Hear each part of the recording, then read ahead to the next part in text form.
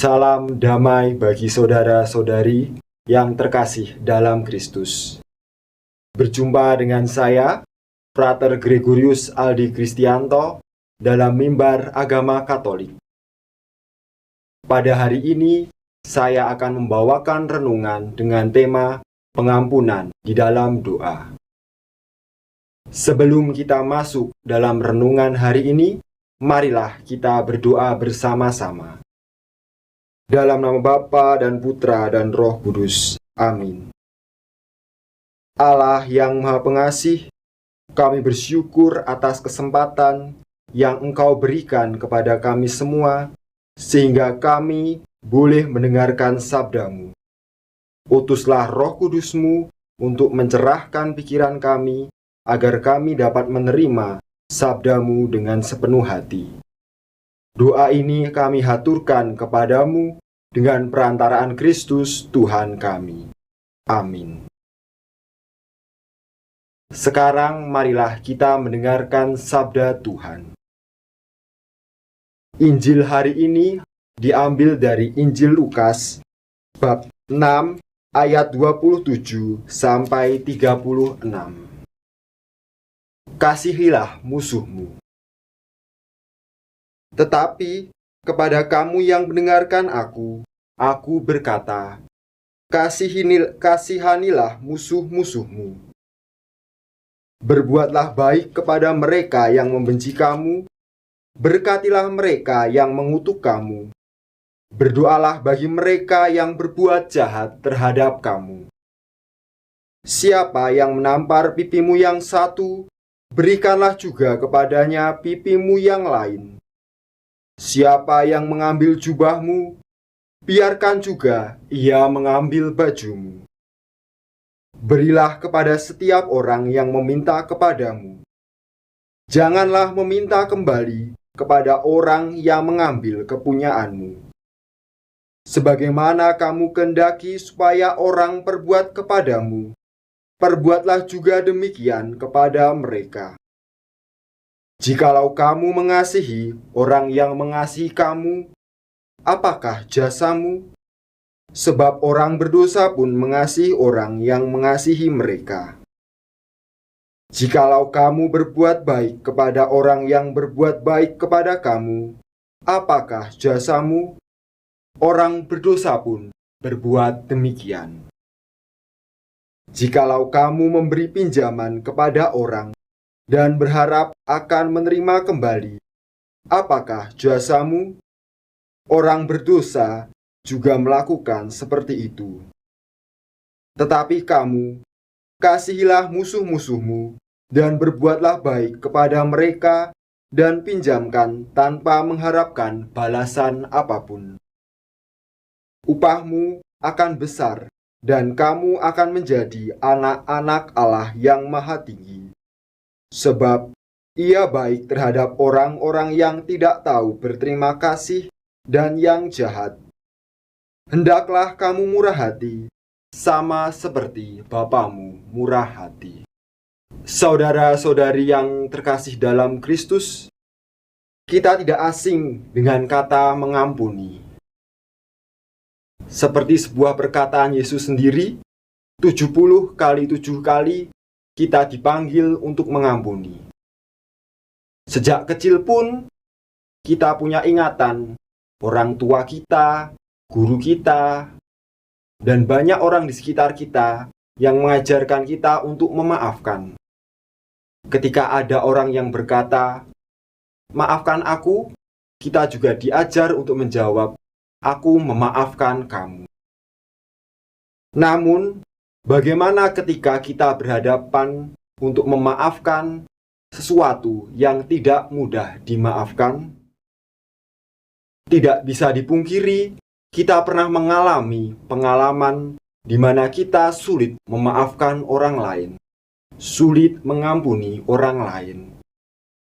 Terkadang kita merasa, dia telah membuat hatiku hancur, dia telah membuat diriku rusak, dia telah menghancurkan keluargaku, sehingga kita sulit mengampuni mereka. Ketika berada dalam disposisi itu, Pengampunan nampaknya menjadi sesuatu yang klise, sesuatu yang kabur. Lalu, apakah mungkin kita dapat mengampuni mereka yang bersalah kepada kita? Ada sebuah kisah dari seorang gadis bernama Maria.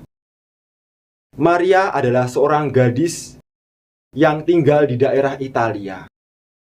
Sejak kecil, ia hidup bersama ibunya karena ayahnya telah meninggal.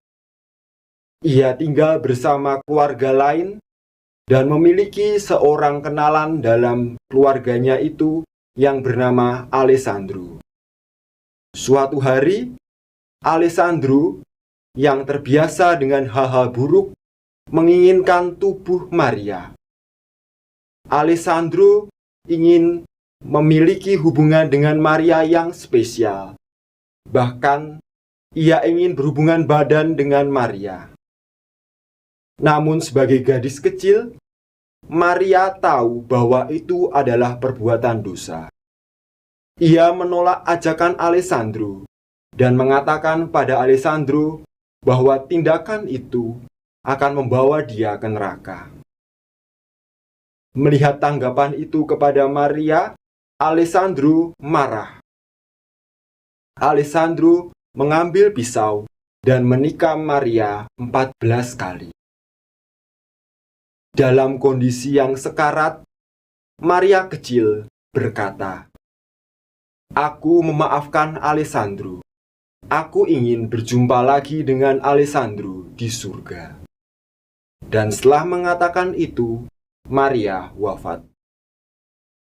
Akibat tindakannya itu, Alessandro masuk penjara. Dan selama di penjara, ia pernah didatangi Maria dalam mimpi yang memberikan dia 14 bunga lili yang berubah menjadi api putih. Itulah titik balik Alessandro untuk bertobat. Dan setelah ia bebas dari penjara, ia datang mengunjungi Ibu Maria. Dan betapa kagetnya ketika Ibu Maria ternyata sudah mengampuni dia dan menerima Alessandro di dalam keluarganya.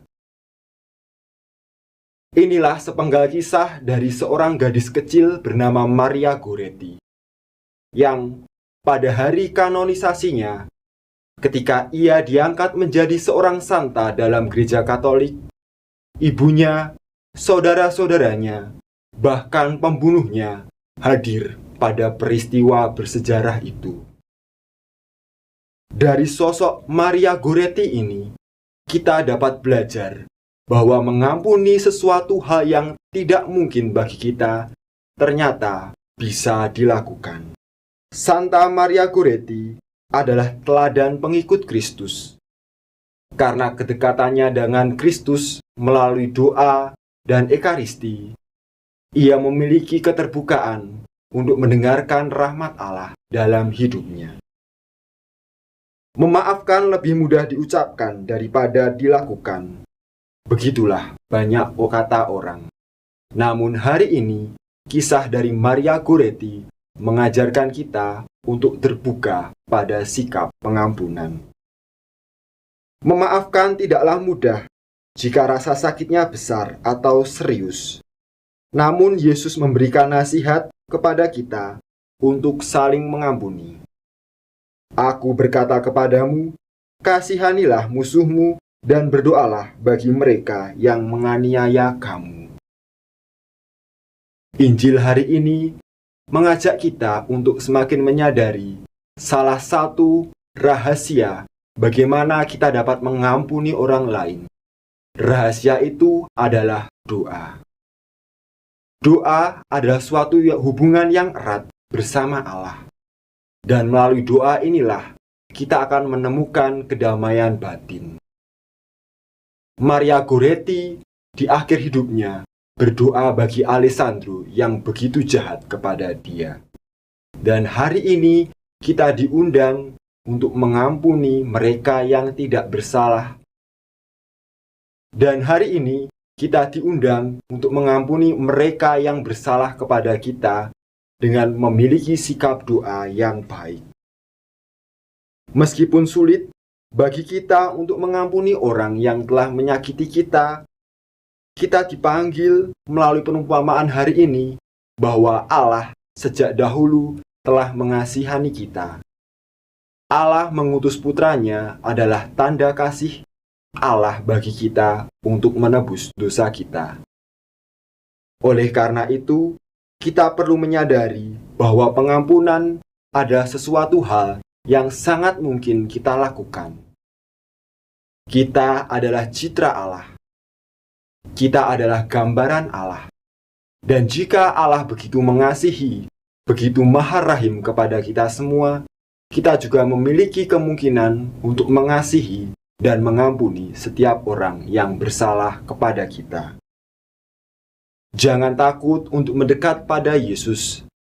Mintalah rahmat kepada Yesus untuk membuka hati kita pada rahmat pengampunan untuk orang yang bersalah kepada kita.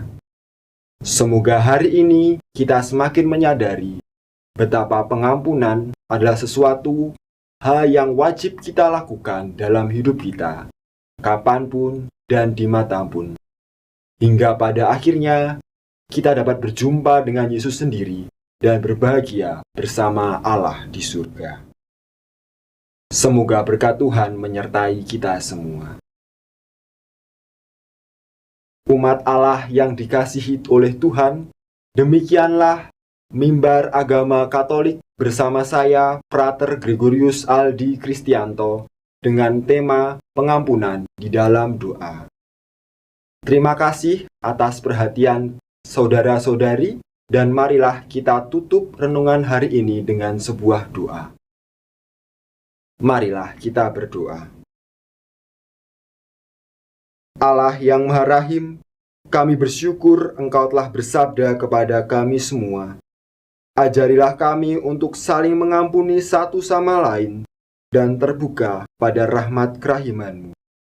Semoga Engkau sendiri berkarya dalam hidup kami dan menjadikan kami rasul-rasul kerahiman-Mu, rasul-rasul pengampunan-Mu. Doa ini kami haturkan kepadamu dengan perantaraan Kristus Tuhan kami. Amin. Dalam nama Bapa dan Putra dan Roh Kudus. Amin.